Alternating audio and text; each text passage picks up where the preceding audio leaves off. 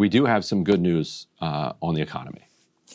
So a lot of you out there may think that rents and home prices are through the roof and becoming unaffordable. You might think it's really tough to get a decent job. You might think it's tough to keep the job you have, and that your manager lately is feeling pretty good and not treating you quite as well as he or she was in like 2021 or 2022. You might get a bag of groceries and be like, excuse me, how much for that? You would be wrong, fortunately. Yeah, this is the good news. This is the great news. Luckily for you, the economy has never been better. Trump was asked about it and celebrated his tremendous success in the interview with Politico. But I do want to talk about the economy, sir, here at home. And I wonder what grade you would give A+. your economy. A+. Yeah, A+, plus, plus, plus. We're going to pick a new Fed chair soon. Is it a litmus test that the new chair lower interest rates immediately? Yes. Well, this guy too. So the economy is A+++++++++, but the Federal Reserve needs to be lowering interest rates. I don't know if you're economically literate or not. If you are, that's a contradiction. But never mind, forget it. But the good news is everyone's fallen for a hoax. So it's actually all fine. You've fallen for a hoax. This is the midterm message test. Trump gave a speech last night in Pennsylvania where he said he's not supposed to talk about affordability being a hoax. He was like, I was told to stop saying this like tone deaf thing. And yet, of course, he did it. This was like I think a 97-minute speech. I think he said at one point also that they told him not to talk about immigration. Talked about immigration, but I just find it hard to believe they told him not to talk about immigration. What does he mean by that? I think he was supposed to. It was supposed to be focused on affordability. So I see. It was a speech that was supposed to start like undermining the Democratic recognize narrative. that it's a serious issue that people are concerned about. Right. Stop calling it a hoax. And Politico reports, yes, Okay, there were lines in this 97-minute speech in Pennsylvania where he talked about affordability being a problem. It's like your point on this paradox of saying the economy is an A+++++, but the Fed needs to lower interest rates because people are dying out here. And at the same time, you also then have to, as the Trump administration, say, yes, we've had a year in office, but if you're feeling badly about the economy, that's Democrats' fault for the Biden administration creating a bad economy, and it's also Democrats' fault for making you think the economy, like there's so many paradoxes in this. It's Democrats' fault for creating the A+++ economy. Right, yeah. The Biden economy was so, this is what you have to say, that the Biden economy was so bad that the economy is still bad, but also the economy is great. Those things cannot all be true. I've seen them talking about rates of growth and improvement, and so maybe they'll start to say, it's really great, just not for you, and that's kind of a you problem. Yeah, it seems like everybody else is doing great. I don't know why you're feeling so badly.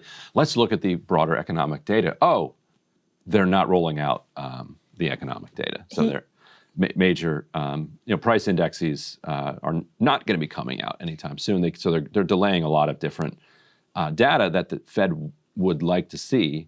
And replacing it with Trump telling you that it's A++++++.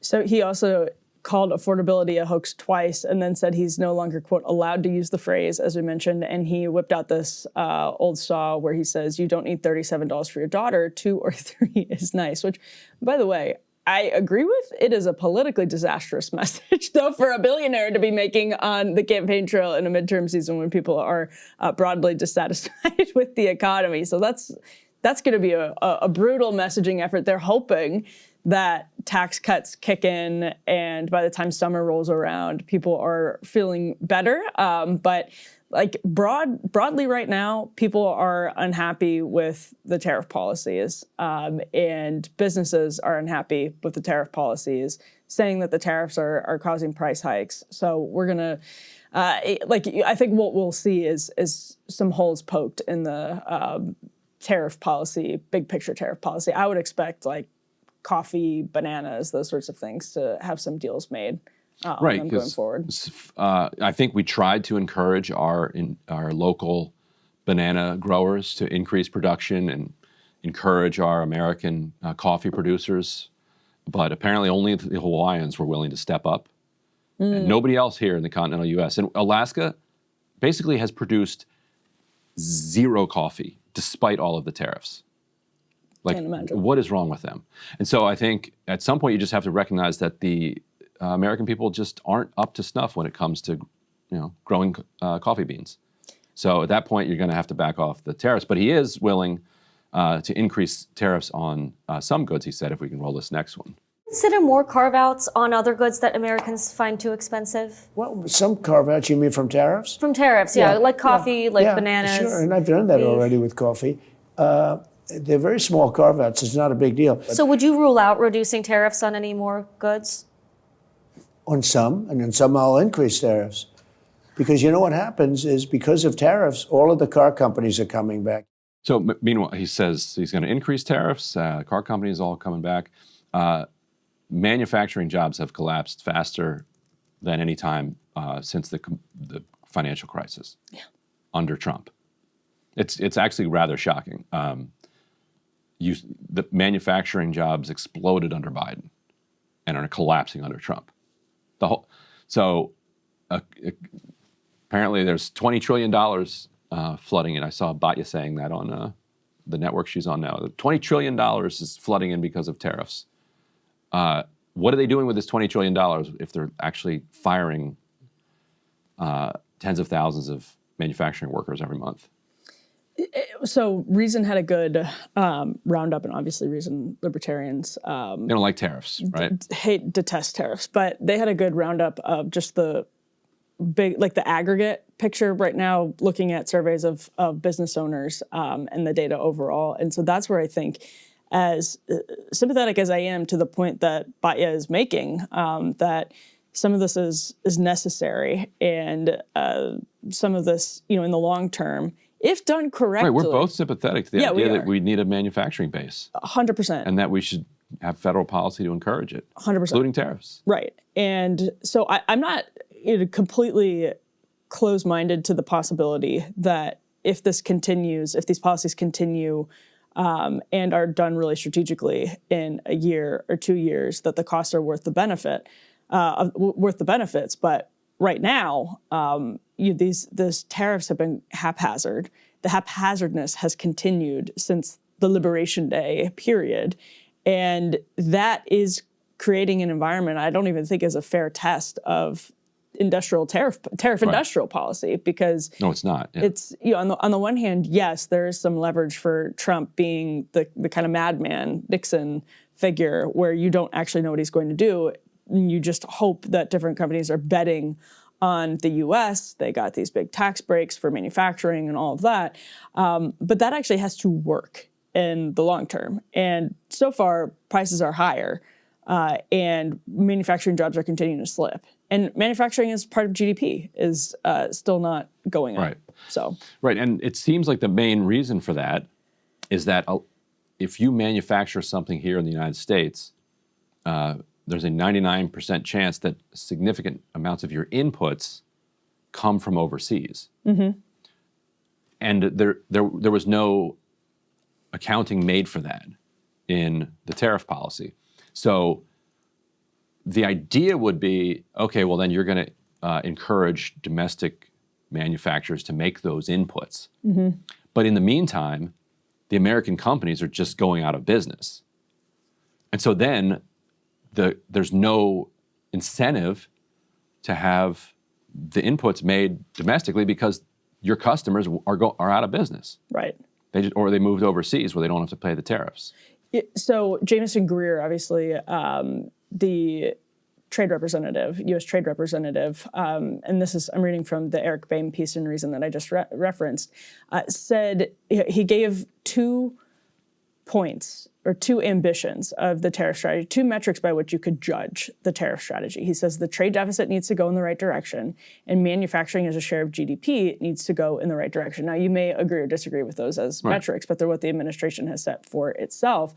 Boehm notes from January through July, America's trade deficit was $840 billion, so it was about 23% larger than during the same months in 2024. And now he's saying also, BAME is arguing, and I think these are pretty persuasive numbers, the manufacturing sector is being crushed by tariffs. He says monthly surveys by the Institute for Supply Management show that overall manufacturing activity has declined for 7 consecutive months through September.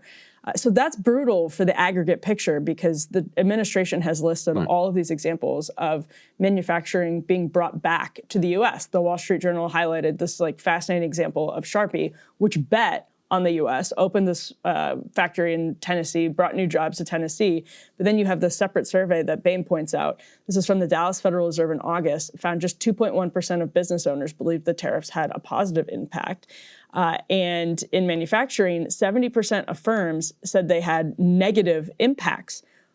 70% of firms said they had negative impacts from the tariffs. So the aggregate picture as of right now, December 2025, 8 months after Liberation Day, is not what the administration would want to see. It's not meeting their own goals at this point at all. And so they're going to have to, in the new year, I would think, Ryan, make sharp, significant, dramatic changes to their policies.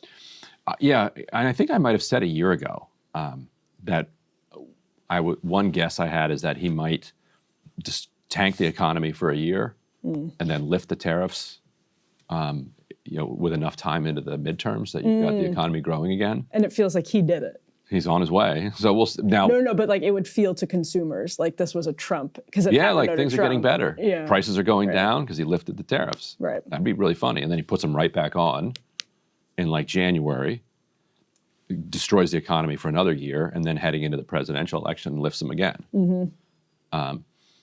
And can just do his own. It's a way of doing your own kind of economic policy without having to deal with Congress. The same way he's like taking tariff money and his tariff policy is destroying the farms, and then he's giving the farmers a giant bailout. Meanwhile, he's betting the entire house on AI, and so let's take a look from More Perfect Union of what AI is doing with the money that we're funneling to them.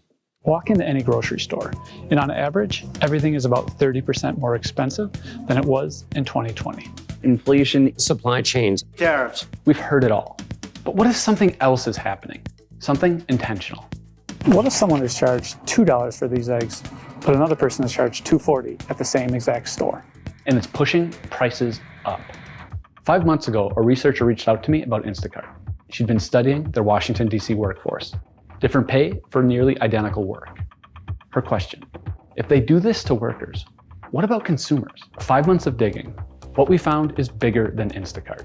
Yes, inflation is real, but something else has been pushing prices higher this whole time. There's a system, one that grocery stores and tech companies built together. So you're an Instacart user? I am sort of ashamed to say that, but yes, I use Instacart way more than I should. Tens of millions of people are using Instacart. Yeah, I mean, they definitely. Hundreds of millions, maybe. They mess with the prices. Yeah, but it's a little bit embarrassing because I'm trading the convenience of having the groceries delivered to my door for, in some cases, definitely higher prices than if you actually just walked into the store. So you think they are doing this dynamic pricing Absolutely. quite clearly? Yeah, I think it's pretty obvious that they are. I saw Robbie tweeting in response to this. Some person on the left was posting the More Perfect Union video, and Robbie said, hilarious watching a lefty discover that the labor theory of value is indeed wrong. Price is determined by what you're willing to pay, not what it costs to make. News you can use. Robbie Suave, of course, of Reason and The Hill. And it's like, yes, of course, that's what's happening here. It doesn't mean that it's moral or good if they are price gouging. I mean, price gouging is, is not defensible after a certain level and on certain goods. I mean, like I would pay Martin Shkreli my life savings for a life-saving treatment. Doesn't mean he should be able to charge me 3,000% of what it costs to make that life-saving treatment, or that he should do it. Right. Basically, what Robbie wants is the entire global economy to operate like a Bangkok market for tourists, where the tourists come in there and the price you pay is based on, what the seller thinks he can extract from you. Yeah. And what your ability to kind of fool them and your desperation level. They want to take, mass surveillance so that they can figure out how desperate you are for whatever particular product or service is on offer, and how much money you can pay toward that, how much credit you have, how much willingness you have to lay out that credit, throw that into their algorithm, and then produce the maximum price that they think they can extract from you. That is a libertarian dream. Yes, truly. And we're living in that nightmare. I mean, yeah, the Instacart and dynamic pricing is testing the libertarian dream in real time. I sent a story to you guys the other day. We didn't verify it. It sounds it's accurate, but it sounds pretty accurate. But take this for what you will. It was like one of the DC local blogs. Someone pulled into a parking garage, and the dynamic pricing had the charge at $28 by the time they left. And I don't know how that worked, if it was the price was in flux when you pulled in or whatever, but the dynamic pricing stuff happening in real time is going to suck so hard because if you're organizing your life around particular prices, which is what people who live paycheck to paycheck, which is most of the country, actually do. For example, this part of my routine, I go to Wendy's for coffee and breakfast because it costs X amount of money that I've budgeted. Well, if Wendy's does dynamic pricing and changes that part of your budget, yes, you're going to have to change, but it's just going to piss people off. Talk about class consciousness. That's going to spark some real backlash. Yeah, and you put up C4 here. Despite the economy cruising at this A++++++ rating, the bankruptcies are at their highest rate since the great financial crisis. That's which is weird. That must be poor personal decision making on the part of a lot of Americans, given that Trump has gifted you with this incredible economy. So a lot of people participating in this hoax here. The politics of this, obviously, the administration is realizing are a nightmare, and that's why they sent Trump to Pennsylvania last night to deliver the speech where he said he wasn't allowed to call affordability a hoax, and did it multiple times. So they're going to have to put their heads together in the new year about this midterm cycle, because this, when you have something like Jake Sherman reported maybe 20 Republican House members contemplating retirement. They could be looking at a bloodbath. Yeah, and Matt Van Epps, who beat Afton Bain recently, basically almost never talked about Trump. If one thing you're noticing in a lot of these elections is that Trump is where he used to be helpful, and having him on the ballot was useful. That's not that. Republicans, don't take it from me, take it from Republicans. Republicans don't think that's the case anymore. But Susie Wiles. So I have bad news for those Republicans. Susie Wiles went on, what is this, the Mom View? I don't know she's what this is. I think, soon-to-be former White House Chief of Staff, saying that he's going to party like it's 2024. Typically, in the midterms, it's not about who's sitting at the White House. It's you localize the election, right, and you keep the federal officials out of it. We're actually going to turn that on its head. Good.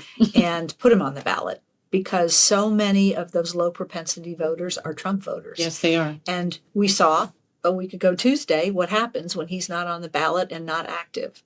So I haven't quite broken it to him yet, but he's going to campaign like it's 2024 again. Oh. For all these people that he helps. He doesn't help everybody, but for those he does, he's a difference maker. And he's certainly a turnout machine. So the midterms will be very important to us. He'll work very hard to keep the majority of the Senate, and he'll use himself, and he'll use his money that he's raised, probably his money too, and nobody can outwork him. So there's every reason to be confident, but we have to actually get it done. So I think Democrats are pretty excited at the idea that Trump will be out on the campaign trail constantly saying that affordability is a hoax. However, can we confirm that that's even a show? What is this Mom View thing? I like how they're permanently stuck in 2002. Yes. It seems like they're trapped in 2002. Including with their audio? Yeah, that was rough. I don't know what that is, but for Susie Wiles, I think the strategy of sending Trump everywhere during the midterms is you can see the wisdom in that. Trump motivates a section of the GOP base to vote. And without him on the ballot, Republicans really suffer. And a lot of people took that as a lesson from what just happened in the off-year cycle. Now, that happened in 2018. It's happened consistently since Trump has been the leader of the Republican Party. That midterm elections, off-year elections are real struggles for Republicans. So the wisdom of having Trump on the campaign trail is that you're motivating the Trump coalition, which other candidates have still never figured out how to replicate. The only person who really has is maybe Glenn Youngkin in Virginia in a very particular time. But without Trump, you have this massive advantage for Democrats because their coalition votes in midterms and off-year elections. We're going to talk about this later in the show because it's increasingly affluent and increasingly motivated to vote. And the opposite is true of Republicans. So if you have the affluent voters who are highly motivated, highly plugged into the news cycle coming out during the midterms, they're going to be more likely to vote for Democrats now. And the Republicans who like Trump but don't like the Republican Party on average, those types of voters that you need to make up the difference in the middle, they're not going to come out for, your average Joe Chamber of Commerce. Hey, if you like that video, hit the like button or leave a comment below. It really helps get the show to more people. And if you'd like to get the full show ad-free and in your inbox every morning, you can sign up at breakingpoints.com. That's right. Get the full show, help support the future of independent media at breakingpoints.com.